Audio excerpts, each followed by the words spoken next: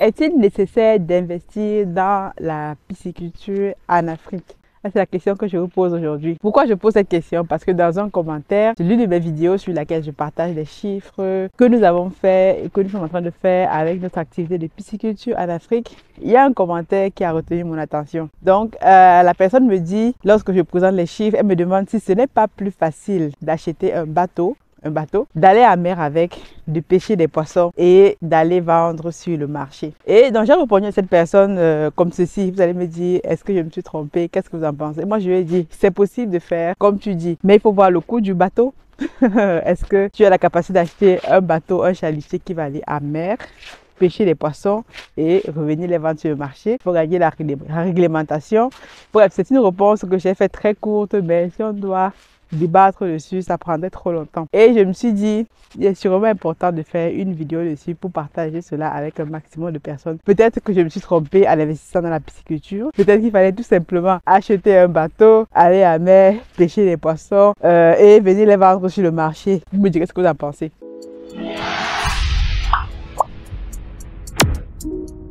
Salut à toi et bienvenue sur la chaîne, sur Masora Business. Si c'est la première fois que tu me découvres dans cette vidéo-ci, moi je m'appelle Aniel Cruzet, je suis ingénieur logiciel, entrepreneur, auteur, maman, etc. Et actuellement, j'investis massivement dans la pisciculture au Cameroun avec notre projet phare Africa Food Industry qui fait dans l'élevage et la production, la transformation aussi de poissons bio local à l'Afrique pour qu'on arrête de manger des poissons congelés. Ça, c'est le défi que nous nous sommes donnés. Donc, nous sommes mis ensemble, notre argent, le cerveau, on travaille sur le projet depuis à peu près 2 ans, 3 ans et demi. Et au fur et à mesure, on commence à avoir de l'expérience dans le domaine. Donc, si tu es intéressé par ce domaine-là et que tu veux en savoir plus, j'ai écrit un livre intitulé Investir en Afrique dans la pisciculture.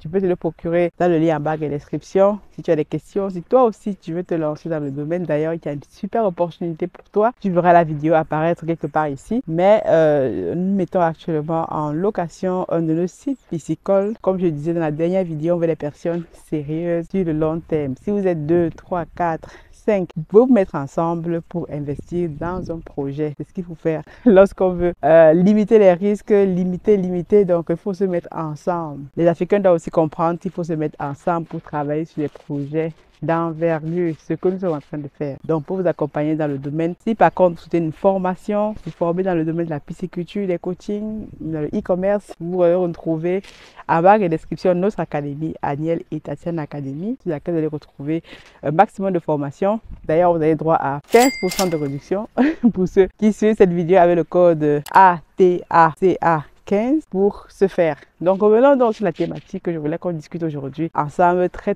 rapidement. Comme je disais dans un commentaire, quelqu'un m'a demandé est-ce qu'il n'est pas plus simple d'acheter un bateau, d'aller à mer, de pêcher les poissons et de venir les vendre sur le marché? Ça paraît assez simple comme ça, cette question-là, mais elle est très fondamentale et très profonde. Donc, j'ai répondu rapidement, comme je disais, mais je veux aborder quelques thèmes ici. Et parce que dernièrement, nous avons eu l'honneur d'accueillir sur l'un de nos sites piscicoles une journaliste de la radio allemande, justement, qui est intéressée par ce que nous faisons dans la pisciculture parce qu'elle-même est documente. Elle a eu à documenter en fait comment se passe la pêche au large des côtes du Cameroun, en tout cas dans le golfe de Guinée, tout ce qui s'y passe là-bas. Donc elle a un article, je vous mettrai les liens ici en description si vous voulez aller voir l'article qu'elle a fait, qui est je pense un article qui date de 2016, un truc comme ça, mais ou 2022, qui est très intéressant parce que j'ai appris des choses dessus, sur comment se font en fait les pêches au large de nos côtes. Et c'est pour ça que je rebondis sur la question de la personne qui m'a posé, qui m'a dit est-ce qu'il n'est pas plus simple d'acheter un bateau et d'aller pêcher les poissons en mer et venir les vendre, pour justement relever 2-3 points comme j'ai trouvé intéressant dans cet article-là. Pour ceux qui sont allemands, je vais vous mettre le site dans la description, allez lire ça. Pour ceux qui ne parlent pas allemand, vous pouvez traduire l'article en français, en anglais avec les liens de traduction. Ça marche aussi. Moi, je l'ai fait, je ne parle même pas allemand. Donc, dans cet article-là, la journaliste en question qui est venue sur notre site, d'ailleurs,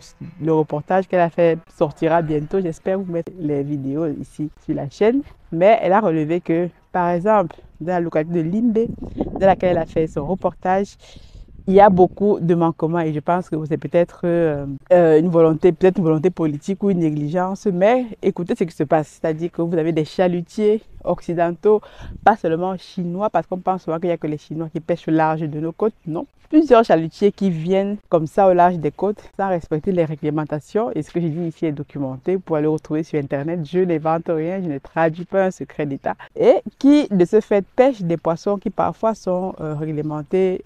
Voilà, que ces poissons-là sont parfois, il y a un certain grammage ou une certaine quantité de poissons qu'on peut pêcher lorsqu'on est dans certaines zones. Et donc, c'est pareil sur nos côtes. Et donc, ces personnes, ces chalutiers vont pêcher des poissons, ils pêchent des gros poissons. Et derrière, ils vont donc rejeter en mer les petits poissons qu'ils ne se servent pas. Et de là, donc, ils ne respectent donc pas la réglementation en vigueur qui veut que peut-être vous n'avez pas le droit de pêcher, je dis quelque chose, peut-être 200 poissons de telle espèce, de telle espèce. Derrière, ça cause des conséquences assez dramatiques. J'ai lu l'article. Les petits pêcheurs qui sont dans le localité de Limbe, derrière, n'arrivent plus à vivre. Parce que certains d'entre eux, ils vivent de la pêche et donc quand ils lancent leur filet en mer, ils font parfois 2-3 jours maintenant, là où ils faisaient par exemple une nuit. Et pour rentrer à la maison, pour rentrer au petit matin sans réel résultat dans leur filet. Et c'est vraiment problématique. Donc tout ça engendre bien évidemment de la pauvreté, du chômage, les coûts de la vie qui augmentent.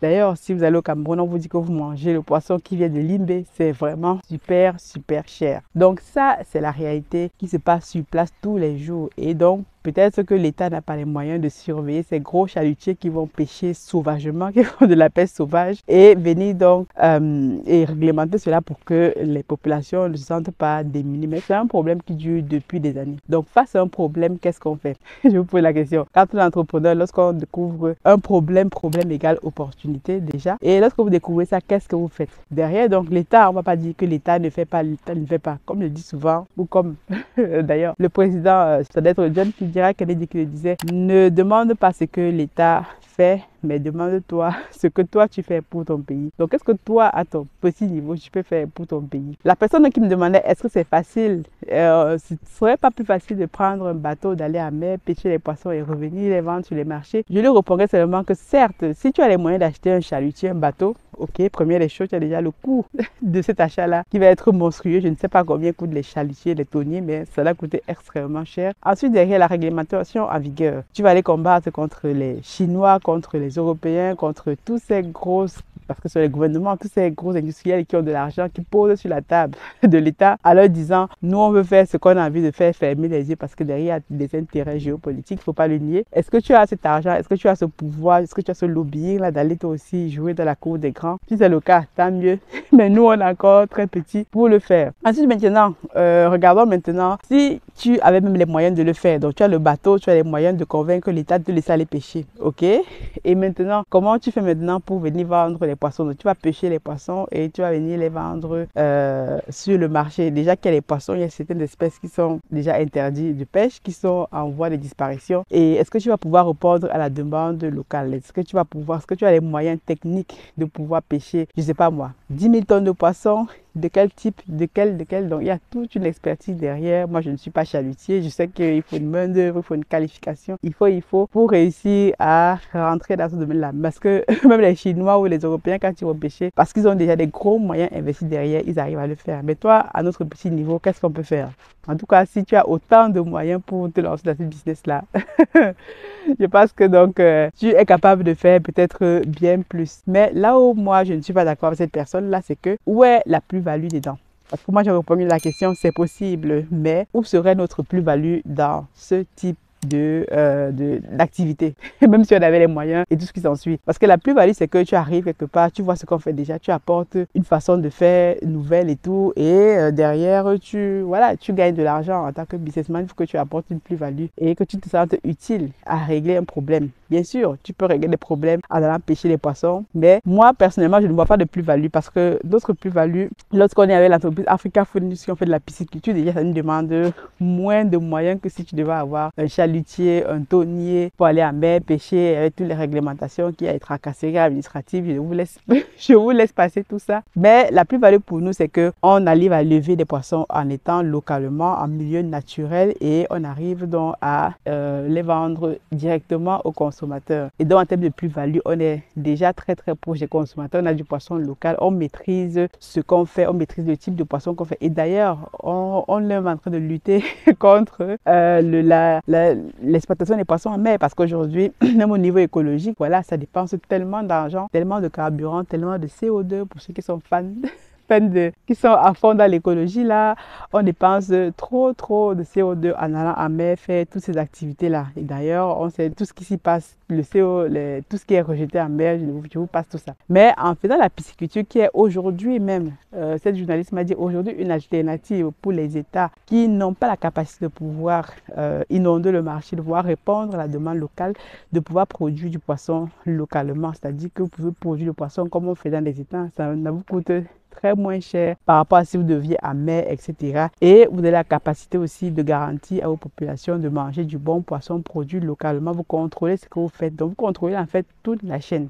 C'est là, moi, je trouve qu'on a une réelle plus-value. Et là, on aura encore une réelle plus-value, c'est lorsqu'on ira transformer, lorsqu'on ira faire des filets de poisson, des rillettes de poisson, des conserves de poisson, du poisson fumé. D'ailleurs, petite parenthèse, on cherche actuellement un fumoir du côté de Yaoundé. On cherche un fumoir pour fumer une partie de nos poissons qu'on a commencé à faire. Donc, on veut tester ça dans les prochaines productions. Donc, si vous avez la capacité de nous trouver un fumoir pas très cher, voilà, qui fait vraiment fumoir et qui rentre dans notre budget, contactez-nous à contact@africafoodindustries.com pour ce faire. Voilà. Donc, je disais donc qu'on a la capacité de faire toutes ces choses-là, de manger du poisson de façon différente et même de multiplier dans les productions au fur et à mesure que le temps passe en fonction de nos projections. Donc, voilà où moi je vois la plus-value du fait de faire de la pisciculture. Mais peut-être que vous pensez différemment et que vous êtes d'accord avec cet internaute qui nous disait qu'il est peut-être préférable d'aller à mer pêcher du poisson et le vendre à des populations.